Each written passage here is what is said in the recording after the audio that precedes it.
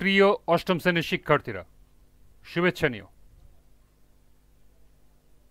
আজকে আমি তোমাদের 2025 সালের বাংলা বিষয়ের নতুন বই আনন্দ পাঠ থেকে প্রথম অধ্যায় সত্যজিৎ রায়ের কাকতাড়ুয়া গল্পের সম্ভাব্য প্রশ্ন এবং এর সমাধান নিয়ে আলোচনা করব। প্রথমে তোমাদের বলবো, যারা আমার চ্যানেলটি সাবস্ক্রাইব করো নাই তারা আমার চ্যানেলটি সাবস্ক্রাইব করবে এবং আমার সাথে থাকবে। তাহলে চলো আমরা ক্লাস শুরু করি। তোমরা ইতিমধ্যে জেনে গেছো আনন্দ পাঠ থেকে তোমাদের পরীক্ষায় 4টি বর্ণনামূলক প্রশ্ন থাকবে। এর মধ্য থেকে তোমাদেরকে 2টি প্রশ্নের উত্তর দিতে হবে। প্রতিটি প্রশ্নের মান 10, অর্থাৎ 20 নাম্বার তোমাদের আনন্দ পাঠ থেকে করতে হবে। প্রতিটি প্রশ্নে আবার 2টি অংশ থাকবে। প্রথম অংশ থাকবে সংক্ষিপ্ত, যার নাম্বার থাকবে 3, এবং দ্বিতীয় অংশ থাকবে বর্ণনামূলক, যার নাম্বার থাকবে 7। তো চলো আজকে আমরা কাকতাড়ুয়া গল্পের সম্ভাব্য সংক্ষিপ্ত প্রশ্ন এবং এর সমাধান দেখে নিই।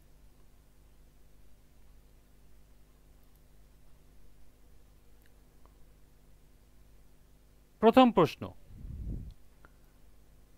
মৃগাঙ্ক বাবুর কলকাতা ফিরতে দেরি হয়েছিল কেন? এর সমাধান হবে, দুর্গাপুরে একটি ক্লাবের সাংস্কৃতিক অনুষ্ঠানে লেখক মৃগাঙ্ক বাবুকে ডাকা হয়েছিল মানপত্র দেওয়া হবে বলে। অনুষ্ঠান শেষে ব্যক্তিগত গাড়িতে করে কলকাতা ফিরছিলেন মৃগাঙ্ক বাবু। পথে গাড়ির পেট্রোল ফুরিয়ে যাওয়ায় গাড়ি থামিয়ে ড্রাইভার তেল আনতে যান, ফলে মৃগাঙ্ক বাবু কলকাতা ফিরতে দেরি হয়েছিল।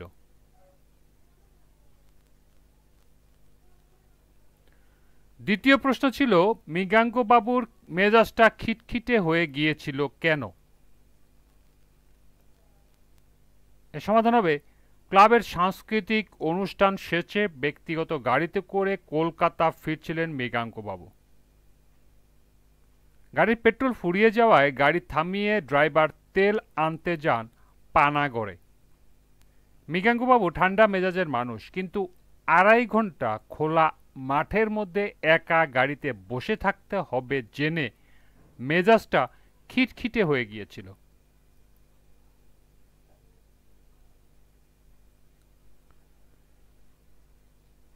তৃতীয় প্রশ্ন, দুর্গাপুরে মৃগাঙ্ক বাবু গাড়ি নিয়ে কেন গিয়েছিলেন?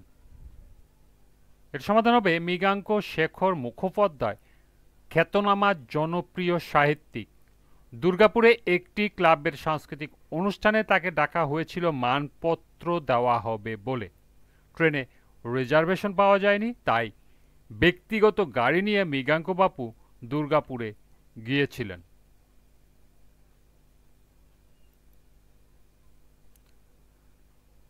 চতুর্থ প্রশ্ন, কাকতাড়ুয়া গায়ে কি পরানো ছিল?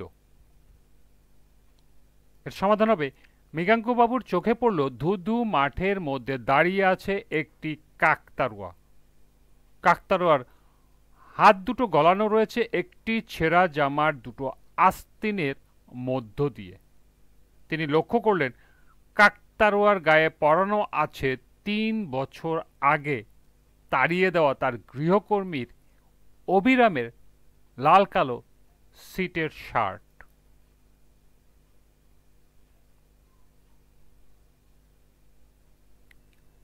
5 নাম্বার প্রশ্ন, কখন ঠান্ডা বাড়বে? এর সমাধান হবে, উত্তরের মেঘটা অপ্রত্যাশিতভাবে দ্রুত এগিয়ে এসে সূর্যটাকে ঢেকে ফেলেছে। সঙ্গে সঙ্গে একটি ঠান্ডা হাওয়া। মৃগাঙ্ক বাবু ব্যাগ থেকে পুল ওভারটা বের করে পরে নিলেন। এদিকে সূর্যও দ্রুত নিচের দিকে নেমে এসেছে। 5টার মধ্যে অস্ত যাবে, তখন ঠান্ডা বাড়বে।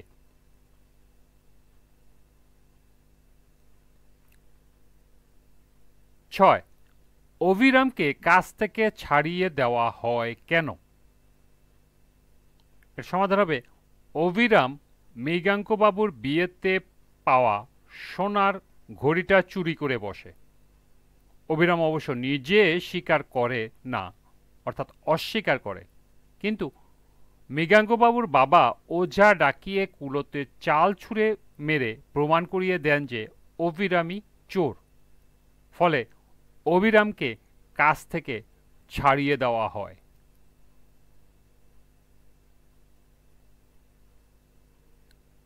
7. অবিরামের জামাটা কিভাবে কাকতাড়ুয়ার পোশাক হয়?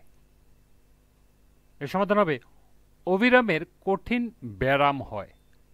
অবিরামের টাকা পয়সা ওষুধপত্রির অভাবে মৃত্যু হয়।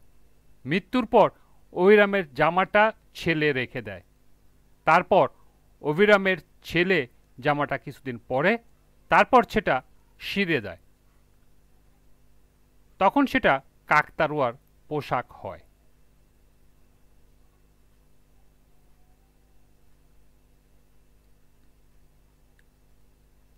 8. অবিরাম কিভাবে নিজেকে নির্দোষ প্রমাণ করেছিল?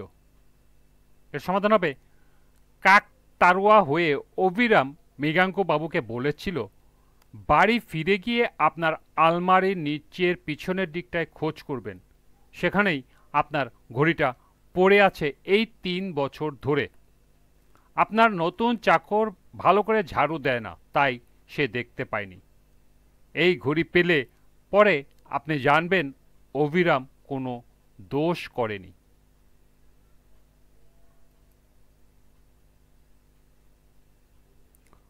9. কেন মৃগাঙ্কবাবু স্থির করলেন ভবিষ্যতে আর কিছু গেলেও ওঝার সাহায্য আর কখনো নেবেন না? এর সমাধান হবে ঘুমের ঘোরে স্বপ্ন দেখছিলেন মৃগাঙ্কবাবু। বাড়ি ফিরে তিনি আলমারির তলা থেকে ঘড়িটা খুঁজেও পেলেন। তিনি বুঝতে পারলেন ওঝার কথা ঠিক ছিল না, অর্থাৎ অবিরাম মৃগাঙ্কবাবুর স্বর্ণের ঘড়ি চুরি করেনি। তাই মৃগাঙ্কবাবু স্থির করলেন ভবিষ্যতে আর কিছু গেলেও ওঝার সাহায্যে আর কখনো নেবেন না।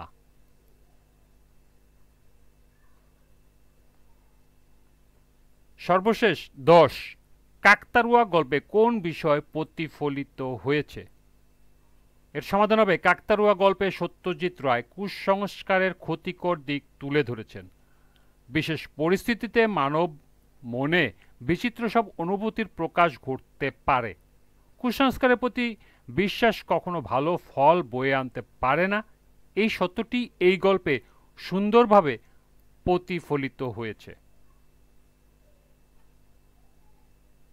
এই ছিল কাকতাড়ুয়া গল্প থেকে সম্ভাব্য 10টি সংক্ষিপ্ত প্রশ্ন এবং এর সমাধান। তোমরা এগুলো এখান থেকে নোট করে নিতে পারো। আজকের ক্লাসটি এ পর্যন্তই। পরবর্তী ক্লাসে কাকতাড়ুয়া গল্পের বর্ণনামূলক প্রশ্ন এবং এর সমাধান করে দেব। সবাইকে আবারও বলছি, যারা আমার চ্যানেলটি সাবস্ক্রাইব করো না তারা আমার চ্যানেলটি সাবস্ক্রাইব করবে এবং আমার সাথে থাকবে। সবাইকে পরবর্তী ক্লাস দেখার আমন্ত্রণ জানিয়ে আজকের মতো আমি এখানেই বিদায় নিচ্ছি। আল্লাহ হাফেজ।